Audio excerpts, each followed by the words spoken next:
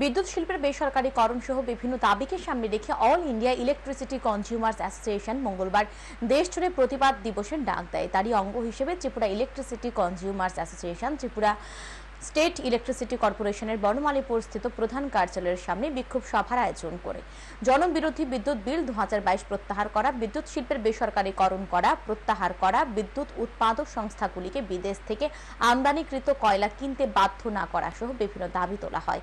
পরে সংগঠনের পক্ষ থেকে এক প্রতিনিধি দল ত্রিপুরা স্টেট ইলেকট্রিসিটি কর্পোরেশনের বনমালীপুর স্থিত প্রধান কার্যালয়ে প্রবেশ করে কেন্দ্রীয় বিদ্যুৎ মন্ত্রী আর.কে সিং এর উদ্দেশ্যে স্মারকলিপি ত্রিপুরা স্টেট ইলেকট্রিসিটি কর্পোরেশনের ম্যানেজিং ডিরেক্টরের হাতে তুলে দেয়।